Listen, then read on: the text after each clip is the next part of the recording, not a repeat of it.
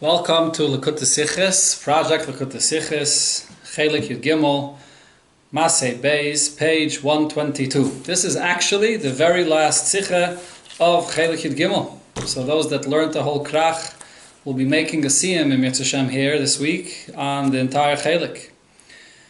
Ala posik tzav es b'nei Yisrael v'amarta aleim geimer. This is the land that will fall for you as a portion. This is the land and its borders. So the Torah in this week's parsha, in Parshas Masei, tells us the borders of all the sides of Eretz Yisrael. Rashi here explains on these words. Rashi says, there are many mitzvahs. They can only be performed in Eretz Yisrael, and they can't be performed outside Eretz Yisrael. So the Torah has to tell us the lines of the borders of all the sides of Eretz Yisrael, to let you know that within these borders is where all these mitzvahs that are only in Eretz Yisrael can be fulfilled. Outside, you don't have those mitzvahs. So Rashi is seemingly just telling us the purpose of the Torah, telling us the borders of the land of Eretz Yisrael. Why does the Torah have to let us know the exact borders? So Rashi says the purpose is to know where the mitzvahs that are done only in Eretz Yisrael can be fulfilled. If that's the case, the Rebbe says we have the following questions. Aleph, first question is, Minale le Rashi, how does Rashi know this? Rashi explains everything in the pshat of the pasuk. The only reason the Torah is telling us the borders of Eretz Yisrael, kaidim kibusha, even before the Yidden conquered the land, so the Yidden should know a while later, after they will conquer the land. To conquer the land, it took the Yidden 7 years to conquer the land fully. So the Torah is telling them now, many years before, what's going to be relevant for them, many years later. What are the places that the mitzvahs that can be performed only in Eretz Yisrael? Well, how does Rashi know that's the pshat? It's unlikely that Eibush is saying something now that will only be relevant much, much later in time. Hale bepashtus, simply you would say the pshat here is Hutzrach Lichtov Gvulei Haaretz V'Nigeya Inyan HaKibush Atzmai. The Torah is telling them now to know the borders of Eretz Yisrael, to know regarding the land that they're going to be conquering. What exactly are they going to be conquering? Leidat, to know ad hechanem agvulim shel nachlasam ba'eretz Canaan shaleim l'kaifsha. What are the borders? How far should they be conquering of Eretz Yisrael? That's something which is relevant right now, and that's a simple pshat of the pasuk of why they didn't have to know the borders. So why is Rashi telling us that the Eibush is telling the Yidden the borders? Only because of the mitzvahs that they have to perform in Eretz Yisrael. The second question here is, if you look into the words of Rashi, Rashi seems to be saying this in a very long-handed way. What's the length and the redundancy in the words of Rashi? Many mitzvahs are only performed in Eretz Yisrael. And then Rashi adds, and they can't be performed out of Eretz Yisrael. It's pretty obvious. I mean, if it could only be performed inside Eretz Yisrael, so it can't be performed outside Eretz Yisrael. And then Rashi adds even more. And inside these borders, that's where the mitzvahs could be performed. Again, Rashi repeats it again. Rashi should have said in short, concisely. Many mitzvahs can only be performed in Eretz Yisrael. So the Torah tells me the lines of the borders around to know where the mitzvahs can be fulfilled. That's all. The whole redundancy, the rest of Rashi's words are l'chayda, not necessary. Gimel, another question here is, Rashi is coming to explain the reason why the Torah tells us the borders. What's the relevance of these borders? How do you move on? If that's what Rashi is coming to address, so it's understood. Rashi's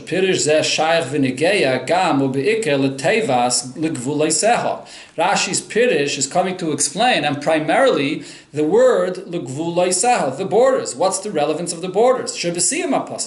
Which only comes at the end of the pasuk. However, Rashi is saying his pshat on these words. They're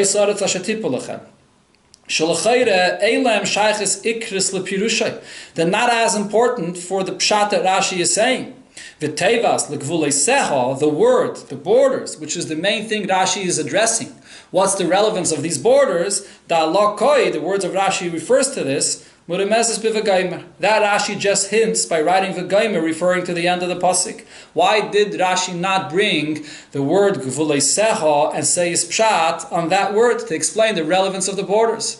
The Rebbe always teaches us in the Rashi that the Dibura Maschel of the Rashi, the words Rashi chooses to bring from the Chumash, is the key to understanding what it is about the pasuk that Rashi is coming to address. And as we'll see here, the same is true as well. Achakach, moving on in the same pasuk in the next Rashi. Maitik Rashi as a teva is tipoy lachem.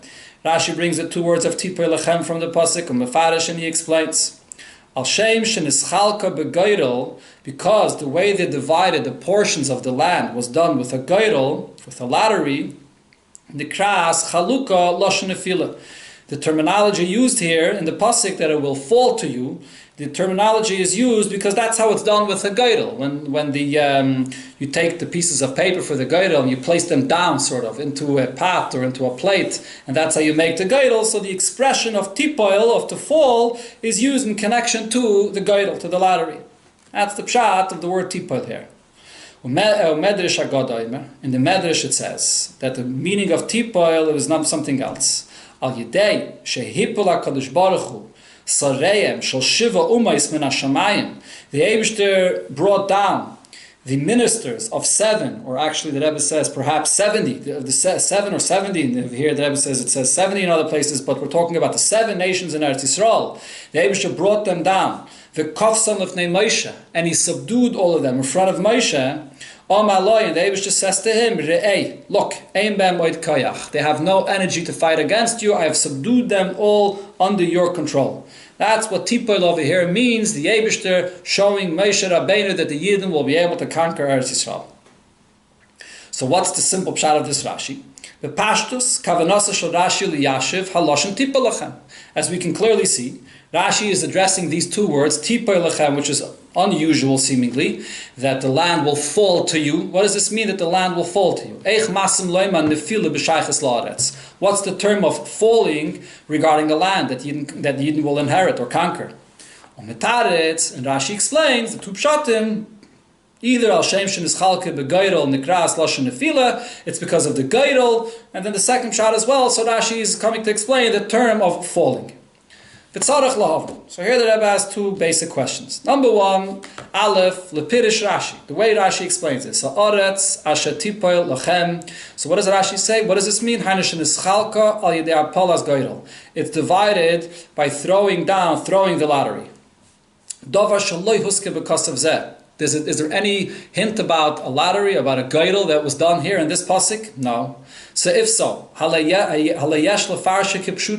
not interpret the words ha'aretz asher tipoil lachem in its simple meaning? This is the land that's going to fall to you. What does that mean? The land, Eretz Canaan, tipol biyetchem, b'rishuschem. That this land will fall into your possession. That the Eibishter will give you the portion of the land as a possession. Of course, we don't physically mean that the land falls. The land doesn't fall anywhere. But it will fall into your hands, that you'll conquer the lands in your possession. That's a pretty easy way out to explain the pasuk. Explaining it in this way, the term nefila, falling, can be used even regarding the land itself. Just as Rashi employs this term of nefila regarding the geirel. Right? Even though a geirel is not about a nefila either, but the way the geirel happens is you throw the lottery. So the same thing over here we could say regarding the land itself, in the simple pshat, that the land will be thrown into your possession. So why does Rashi have to go away from the simple pshat of the pasuk? Beis, another basic problem here is, as usual, when Rashi brings two interpretations, Lama maybe Rashi pirasheni mi medrash agoda. Why does Rashi bring a second pshat from the medrash? Saying shein zela b'makim shal pirish arishin yesh kushya v'iyavana. Rashi only brings a second pshat, not because Rashi is a compilation of medrashim. Rashi brings a second pshat only if there's some difficulty with the first pshat he brought. In this case, the pshat that he brings from the medrash about the Eibishter bringing down the ministers, the malachim of the seven nations in front of Moshe is far from the simple pshat of the pasuk. So, what detail here in the meaning of the pasuk will be better understood according to the second pshat? That's not understood according to the first pshat, that the land was divided by lattery, and that's the term of tipa. So those are the questions that we have here on these Rashis. First, the Rebbe is addressing the first Rashi, what's b'chlal, the point of the borders. So Rashi tells us the point of the borders are for the mitzvahs.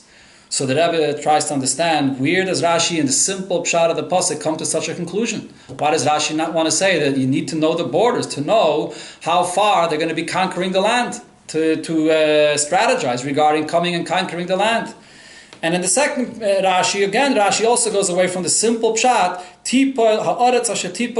Rashi does not say that it refers simply to the land that will fall into their possession. Why does Rashi create a new pshat and even bring a second pshat? So the pshat over here and all this is as follows. If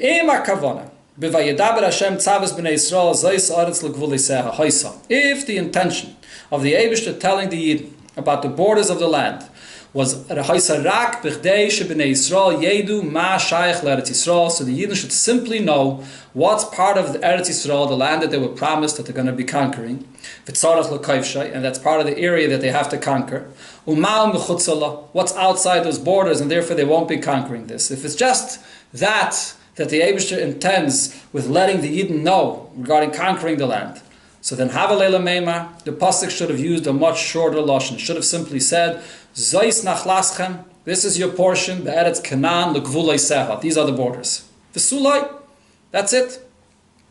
So that when it's ume'acha she'oime gam, the pasuk adds and says, Zois ha'aretz asher tipay lochem, that will fall to you, shemaisif inyan nisinasa, the Torah is explaining how it's going to be granted to you, uba'oifin shal tipay lochem. And the Torah also describes how it's going to be granted, and that is that it falls into your possession. What is the meaning when you say to somebody, this is going to fall into your possession? It means, mibli pu'ula mitzitchem. What we're focusing on over here is that this comes to you without any effort of your own. It just falls into your possession. That's the way the Torah chooses to describe how the Yidden are going to get the land. So the Torah is not focusing on the portion of the land that the Yidden are going to conquer, what the Yidden are going to do in order to conquer the land. The Torah chooses to add these words which are totally extra. And what does it describe it as? It's going to fall into your possession. It's going to happen without anything on your part. It's a gift, and it falls like from heaven. It falls into your possession. This detail, that it's a gift from the Eibishter, that it falls into your possession, is not at all relevant if all the pasuk was telling you over here is that you didn't have to know up until where are the boundaries that they're going to be conquering the land. Rather, the pasuk is focusing on the Eibishter, that he chose to give it as a gift to the Yidden. If so, if that's what the pasuk is focusing on, so it's clear mizeh from this. There's another detail here that the Torah wants us to know about the borders of the land, which is relevant for the Eibishter's choice to give the land to the Yidden. Why did he choose to give that it should fall into the hands of the Yidden? The obligation for Yidden to be aware and know what the borders of the land is, it has to be something that's relevant for the choice that the Eibishter made to give the Yidden this gift. It's not just about the borders that the Yidden are going to be conquering, but it's tipay lechem. The pasuk here is coming to tell us something that's relevant to the Eibishter's gift that comes from above. Why is the Eibishter giving us this gift? That's one detail that Rashi is coming to address. Naisef al zeh, the Rebbe points out another detail here, kosher kitzas, there's somewhat of a question here. If we would accept the simple pshat of the pasuk, the superficial simple pshat of the pasuk, which is that the reason the Torah lets us know the borders of the land is just to let you know what to strategize, what is the portions of the land, what is the borders of the land that you didn't have to conquer. That's the case. Isn't this something that's relevant to say to Yeshua? We already learned before, Moshe Rabbeinu will not be leading the Yidden into the land. Yeshua is the one that ultimately came with the Yidden and led the Yidden into Eretz Yisrael. He's the one that conquered the land.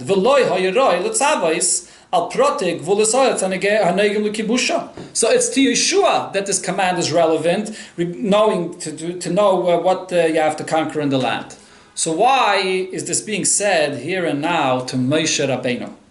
Now the Rebbe clarifies what he means to say by this. In other words, Sha'af al pi, although it would be understood, Shahadibur, that this that Eibush is speaking here about the borders of the land, even if it's speaking about these borders as it's relevant to conquering the land, Kechala Dibras, like everything else that the Eibush says, Hayat Sarech Liyas Lim Moshe, the Eibush says everything to Moshe, and as the Rebbe brings in the Hara 13, that even those things that are relevant to Aaron or to others, the Eibush speaks to Moshe Rabbeinu, and Moshe Rabbeinu repeats it to Aaron HaKohen.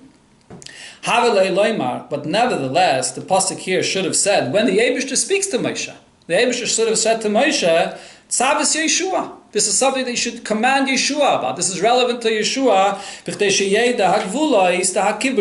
for him to know the borders of the land that he'll be conquering.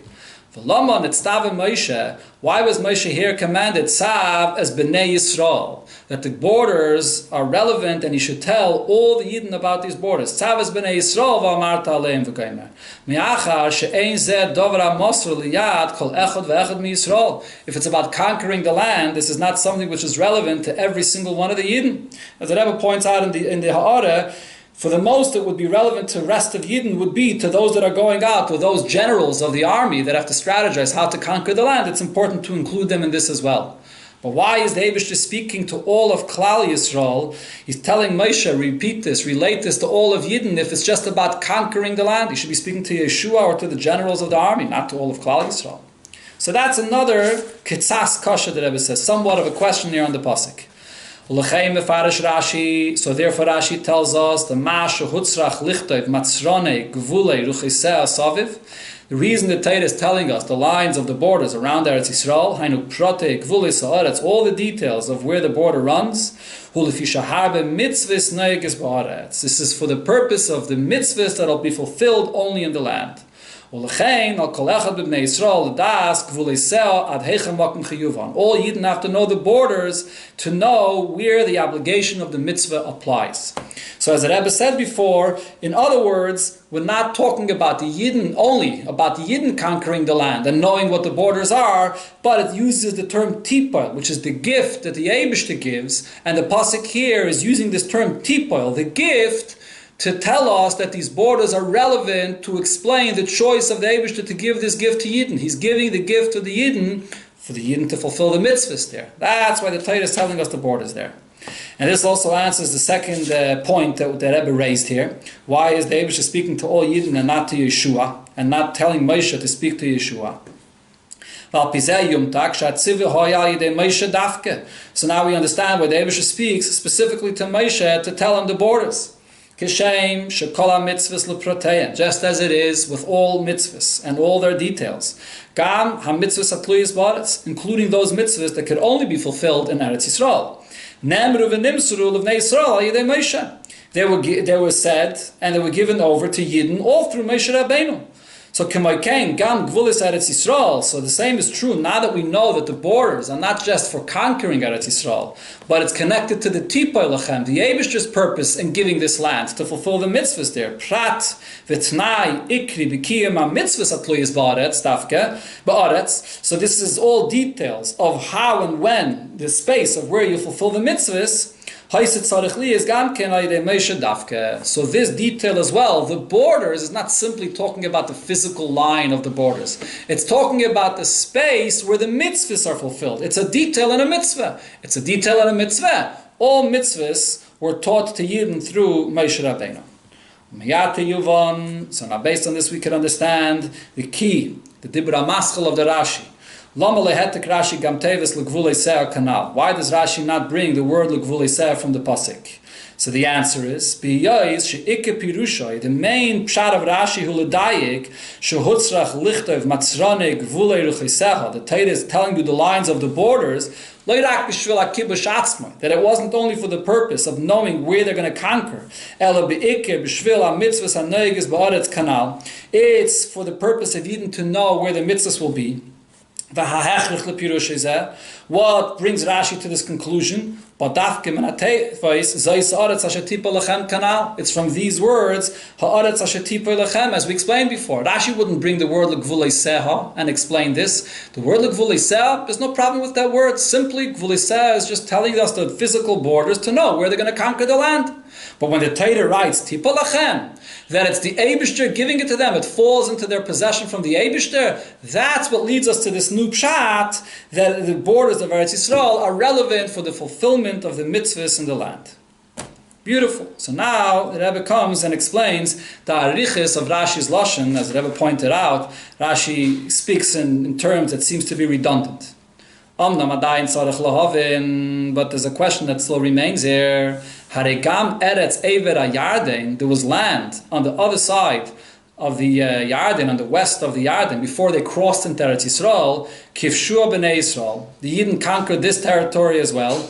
Venasis Eretz B'nai Yisrael, it also became a land that belonged to the Yidden. Ukemufurish Kfar, as we learned before in Parshas Matos, the Ever Yarden Hinachlaseinu Eleinu. It's part of the inheritance, it's part of the portion of the land of Yidden, Shal B'nai Gad V'Ruven, from Shevet Gad and Ruven. Just like the other Shvatim received their portion on the other side of the Yarden, so Bnei Gad and Reuven received their portion on this side of the Yarden before they even crossed over. If that's the case, so the borders here of this portion should also be clarified to know where the Shvatim that are here on this side of the Yarden, where they're going to be fulfilling the mitzvahs. So if Rashi is telling us that the only reason the Torah tells us these borders is to clarify the place of the mitzvahs, so then it's incomplete. What's with the place that they conquered and they have here on this side of the Yarden? They have to know where's the mitzvahs that they have to fulfill. What are the borders of the place that they fulfill the mitzvahs here? So, dafka, according to Rashi's pshat, this question comes up. If you would learn the simple pshat, that the only reason it tells us about the borders is to know in the future where they're going to be conquering the land, that's not relevant for the space here in Ever HaYarden, which they already conquered. But according to Rashi, that the Torah is only telling us the borders to know the place where they're going to fulfill the mitzvahs. So to complete that story of where the mitzvahs are fulfilled, you have to also include Ever HaYarden as well. So to answer this, Rashi adds and emphasizes, but he doesn't stop there. We're talking here about mitzvahs that are not relevant, cannot be fulfilled outside Eretz Yisrael. It's only within these borders of Eretz Yisrael, on the eastern side of the Yarden, that's where the mitzvahs can be fulfilled. So what Rashi is telling us with this is, according to simple pshat of the pasuk, in fact, only within Eretz Yisrael, on the other side of the Yarden, is where all the mitzvahs of Eretz Yisrael apply. Not outside Eretz Yisrael. What's Rashi coming to clarify? Not even in the Ever HaYarden either, although to some extent they were conquered by the Yidden, and it had some kind of a status of Eretz Yisrael to some extent, but nevertheless, in Pshutei Shel Mikra, the mitzvahs HaNoyeg Ba'aretz is only in Eretz Yisrael itself, and not in Ever HaYarden. In the Ha'ara, in Ha'ara 20, there's a lengthy discussion or in many Mekaymis that the Rebbe points to, that al derech halacha, it's not so pashut. It depends, different opinions. The Rebbe brings from Rashi himself about this and others that discuss this regarding the relevance of mitzvahs hanoeg is ba'aretz and ever yarden. But in the pshat of the pasuk, since the Eibush is telling us these borders in Eretz Yisrael only to know where the mitzvahs are to be performed, and it doesn't tell us anything about the borders in Ever HaYarden, so we must say that in Ever HaYarden these mitzvahs can't be fulfilled. That's why the Torah doesn't bring it there. Now, based on this, the Rebbe goes on to the next Rashi. Al Pikol and Al Yuvam Hashem Mamshech Rashi B'Pirushai. The next Rashi follows along with the same theme. Al Tipai Lachem, the Rashi of Tipai Lachem. Umefarish. Because it was done with a geirel, so the term nefila is used here. So the division of the land was done with a geirel, so therefore the term nefila is used. So based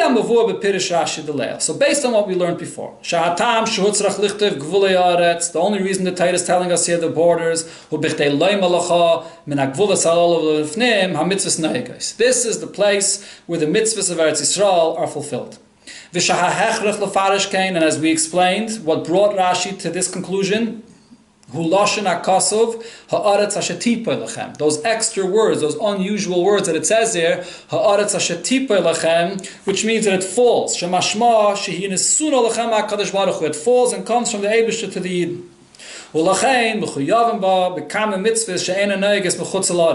This is a gift the Eibusher is giving for this purpose to fulfill these mitzvahs. A tremendous sichos, a gift for the purpose to fulfill these mitzvahs. That's the whole point over here. Im kain, so now based on this, the question arises, move on. Lama tafsa hatayra belashon tipa. So why would the choice of words here, why would the Torah use this word of tipail, that it will fall to you? In the simple translation of the word nefila, that it falls to you, it is a derogatory term, that it falls to you. It's something that is not positive. Why couldn't the Torah use a more positive term? After all, what are we trying to express here? The gift of the Eibishter, that the Eibishter gives you, and you don't have to do anything on your own. The Eibishter gives it to you as a gift, and you're going to be fulfilling mitzvahs there. And the Torah did not say in a more appropriate lashon, it'll be raised up for you. Similar to what it says when Avraham Avinu buys the field for the Maras HaMachpelah in Parshas Chayesara, when he acquires the field was elevated. The status of the field was elevated, that it entered into Avram's possession. So why don't we say the same thing here? That the Eibishter will be Asher Tokum Lachem. The Eibishter will elevate the status of the land in order to fulfill mitzvahs there. Why use this term tipoil when we're trying to express the gift that the Eibishter gives Yidden? So the Rebbe clarifies again that this is only a question according to the way Rashi explains the pasuk. If we were to say that the Torah here is telling us the borders of the land, just to know technically up until where they're going to be conquering the land, so then we could say, the term tipol here just means that it's going to fall into your possession. So, in other words, according to the simple pshat, before Rashi comes along and clarifies what the pshat is, we would say that the Torah is not coming to talk about the special gift of Hashem, the special sichos to do a mitzvah. It's talking about where you're going to be conquering. So it uses that possession. Like when you conquer something, you conquer it from your enemies and it falls into your possession. So the term tipoil is appropriate. We already said before that that's not what tipol lechem means. I've explained before already that tipol lechem are extra words. It's not necessary for Torah to write this at all. And therefore we say that the term tipol lechem is talking about something that comes from the Eibishter. That the Eibishter will give you this gift that will fall into your possession. If so, hapirish the zayis aretz asher tipol lechem who should tipol v'tinasan lechem es hakadosh baruch hu, that it's coming from the Eibishter. Shulcheini makim miyuchad lemitzvah she'ein neges mechutzala. It's a special designated place for these mitzvahs that are fulfilled only in the land. So then, so then the question comes up, as we said before, Lama nokat kra lashon nefila she'hepech kima b'aliyah. Why would the Torah choose such an expression of falling, that it'll fall into your possession, the opposite of what you would expect when you talk about a gift and the holiness of the land and the greatness of the land, that you can fulfill mitzvahs there, using the term of kima, of aliyah, that the land will be raised up, the land will be elevated. Why this terminology? Yashiv Kushizu, so to answer this question, Mefarish Rashi explains, Sha'aloshim Tipa Lachem, we have to say that this choice of words, Tipa Lachem, will fall to you, Hu Hashem, Shenischalke Begeidel, Nikras Chaluka Loshen Afila. Since they divided the land with a geidel, this term is appropriate because it's used when you make a geidel. The term tipail here is not talking about the fact that he didn't get the portion of the land in general. It's referring, the term tipa refers to the division of the land. Dividing the land, not the conquering, but the dividing of the land was through a geidel. And it's only because the dividing happened with a geidel, the Torah chooses this term in relation to the way the land was divided. That's the pshat in this term here. And in the Ha'ara, the Rebbe adds, and the way the geidel happened also expresses the gift of the Eibishter, because this was an unusual geidel. This was a geidel that happened with Ruach HaKodesh, that the voice of the Eibishter spoke through the geidel. So therefore it's a continuation of this gift that the Eibishter gives. But now the Rebbe will explain why Rashi has to bring a second pshat. The problem with this pshat is the Harei the first section of this parsha, which this pasuk is speaking about the borders of the land, is talking about the entire land. It's not talking about the details of the division of the land for the different shvatim. Kiyim al kibush eretz Canaan kula, the borders of conquering the entire land. She nachlas kol Yisrael. This is the inheritance for all Yidden. Va'gvulois hem shebein klolos eretz Yisrael v'chutz la'aretz. The border that separates generally Eretz Yisrael from chutz la'aretz, not the borders between one shevet or another. V'imkein eichav shaloima. When the Torah here uses this expression of tipoil, lachem, who's the lachem? Lachal Yisrael, in the simple pshat, it's talking about all Yidden, the Torah is using this term tipoil in connection to the division of the land with each shevet, what each shevet received. But that's not the theme of what the Torah is talking about over here. The Torah talks about it later in the continuation of the parsha, but not over here. So why would the Torah use this term of tipoil, which is connected to the geidel and not to the entire land, which is what the theme is here? Another strong question here is, still the main question that we asked, that the Torah can use a positive term, remains. Even if you're going to say that it goes on the geidel, and therefore wants to use a term for geidel that's appropriate by geidel, it can still use a more positive term. This is what will come up to you. It's actually a term that's used by a geidel. The contrary. Aleph number 1, Dafke Loshen Zeh Kvar Lamadnu Begeidel Yom Kippurim. By the geidel and Yom Kippur and Pashas Achrei, it uses the Loshen of Tala, that it comes up. It's like when you make a geidel, you take out the papers from the geidel, the name comes up. That's the term that can be used by a geidel as well. So even if the Torah wants to use a term that fits with a geidel, why not use a more positive term, since the theme of this pasuk is expressing the gift that the Eibishter gives for Yidden to be able to fulfill mitzvahs there. Beis, another point, Kan meduber b'kvias hachaluk al yedei geidel. We're not talking about the process of making the geidel, of throwing the lot. We're talking about the lottery. We're talking about taking out the papers from the lottery, taking it up, taking it out, and establishing the portions of the land according to the geidel. And when does that happen? So the Rebbe is very precise about this. When do you find out the names of who gets which portion? When you take out the papers from the geidel. Not when you throw the lottery, when you throw the papers onto the table.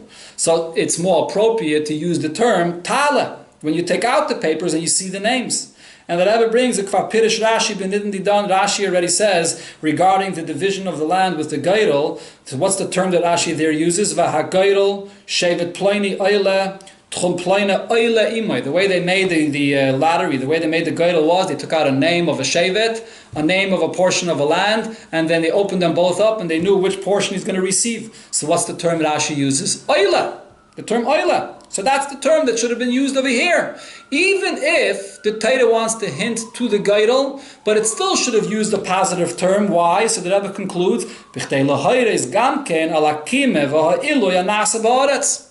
to demonstrate with this word the elevation and the higher status that the land is gaining by the gift that the Eibush is giving Eden.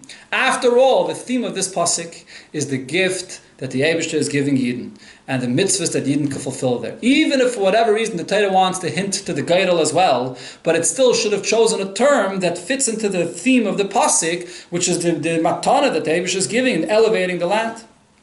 So therefore, Rashi brings a second shot.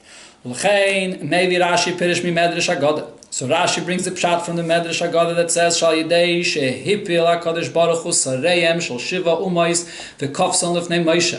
The Eibishter brought down the ministers of the 7 nations of the land in front of Moshe Rabbeinu. So this is a positive thing. The word tipoil actually expresses what the Eibishter did to allow Yidden to conquer, or enable Yidden to conquer Eretz Yisrael. Shal pizem yusheves haloshen tipoil gam benegei leklolos haaretz. And now this expression of tipoil does not only refer to the division of the land, of the shvatim, that comes later on in the parsha, but the word tipoil is actually relevant for right here regarding conquering the entire land, that the Eibusha brought down all the 7 Sarim, all the 7 Malachim in front of Moshe Rabbeinu to be able to conquer the entire land. That's the second shot of Rashi. However, on the other hand, it's only the second shot. So this is not the better shot, this is the alternative shot. This second shot alone would not be enough.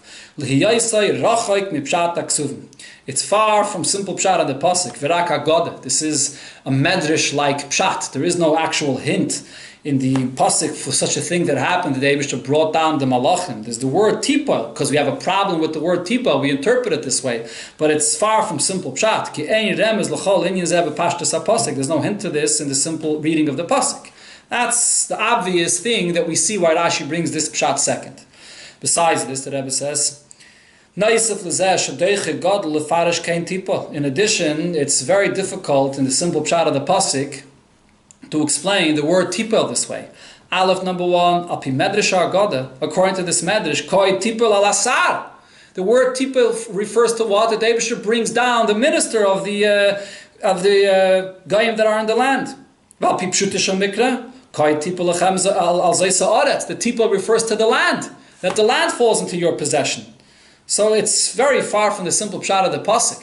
Beis, ba pasuk ne'amar tipoil lashon oser, that this is something that will happen in the future. Ubemedrash Haggadah mefarish shehipol ba'avar, that the Eibusha already in the past has brought down the ministers of the 7 nations in front of Moshe Rabbeinu. So it doesn't fit with the future tense and past tense in the language of the pasuk. Chein, maybe Rashi Pirush Aleph. Rashi brings first his first pshat. That's the main pshat of the pasuk, that the word tipoil relates to the geidel that was done in Eretz Yisrael.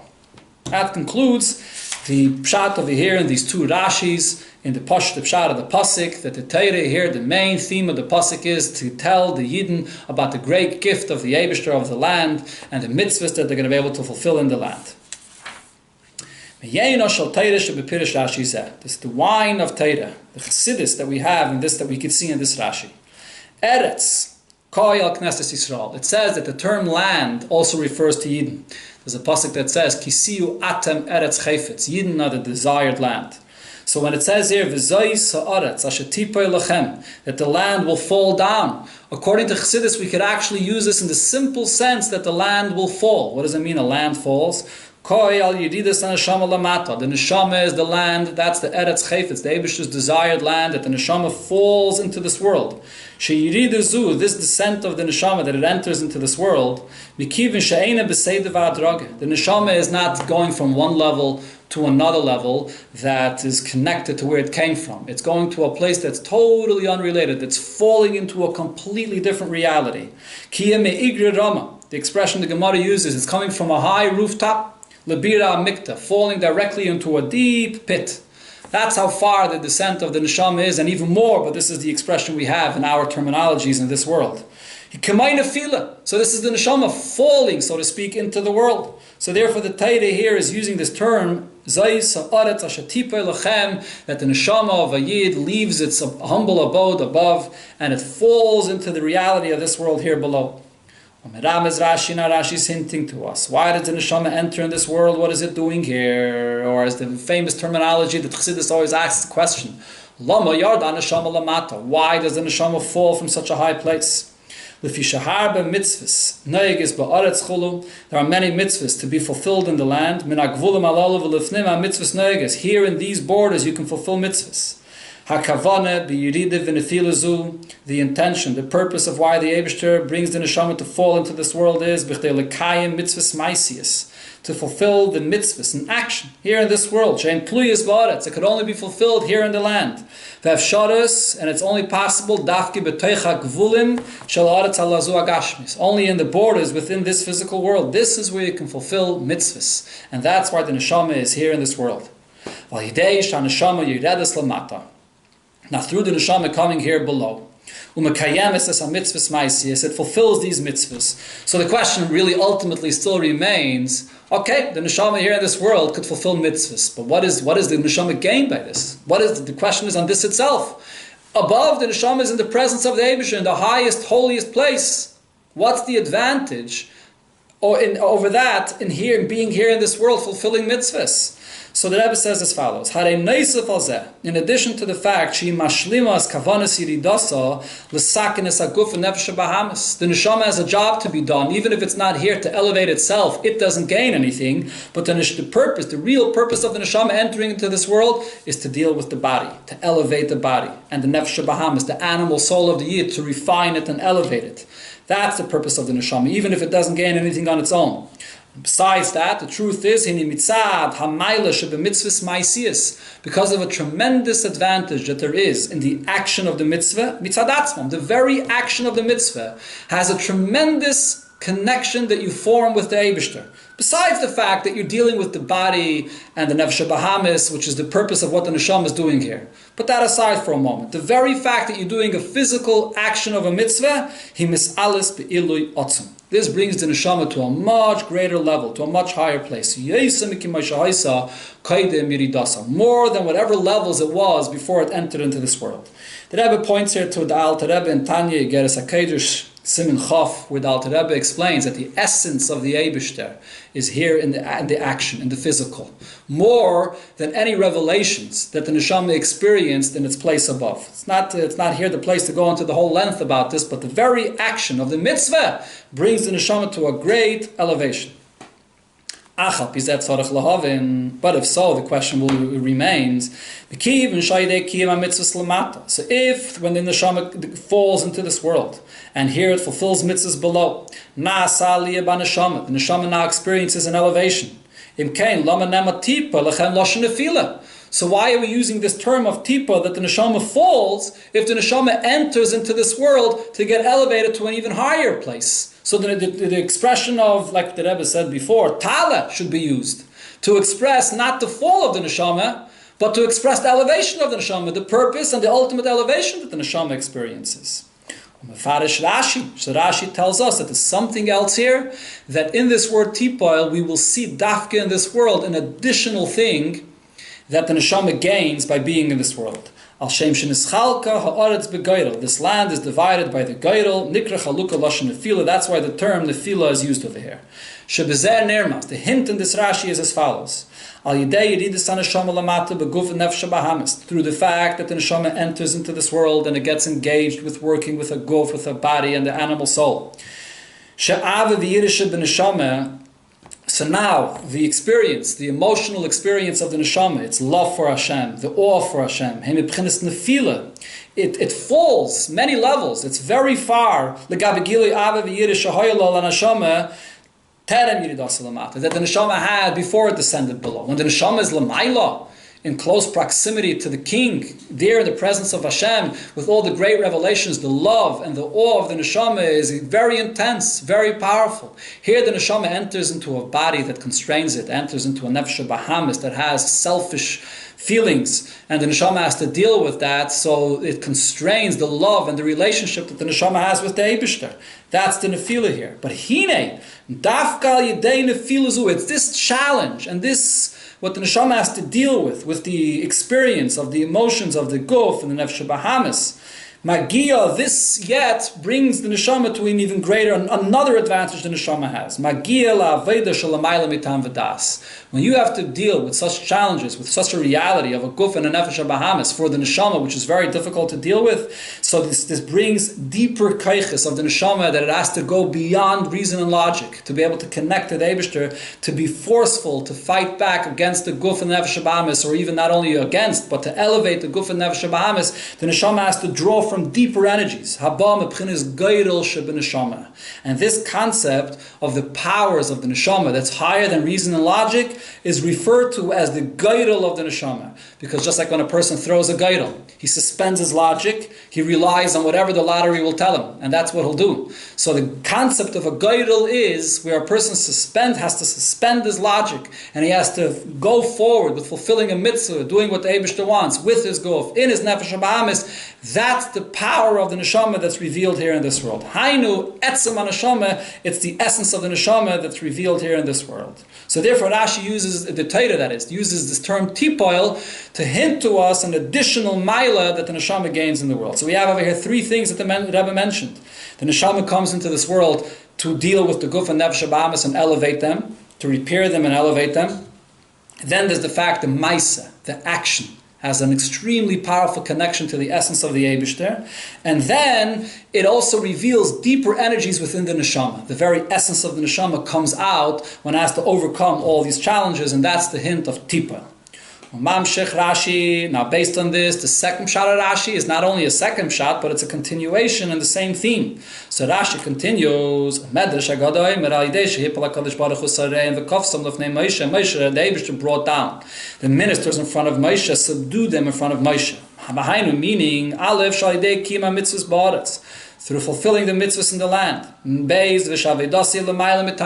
Fulfilling the mitzvahs in this physical world will take a lot of perseverance. You'll have to go beyond reason and logic. That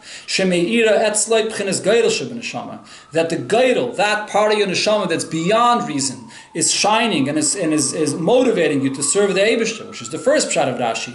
So then through this, you come to this second pshat, Hine HaKadosh Baruch Hu, Mapil v'kaifis lefnei b'chines Moshe, sheb'kol echad v'echad, as kol ha'maynim u'ma'akvim. The Eibishter will get rid of and bring down any opposition that there is to a Yid.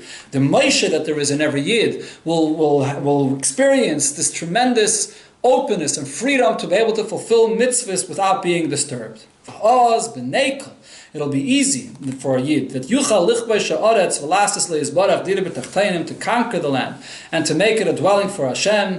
Sha'az Kol Ha'olam Kula Yeh B'dugmas Eretz Yisrael, then the entire world will be like Eretz Yisrael. She'einei Avaya L'kecha Ba, the eyes of the Eibishter are upon the land. Mereishus Hashana, that Achris Shana, from the beginning of all times to the end of all times, the Eibishter is there, and He makes sure that you can fulfill mitzvahs. U'kamayma Chazal, and this refers to the entire world, as Chazal tell us, Asida Eretz Yisrael Shetispashet B'chol Ha'olam Kulay, and Eretz Yisrael will be extended in the entire world.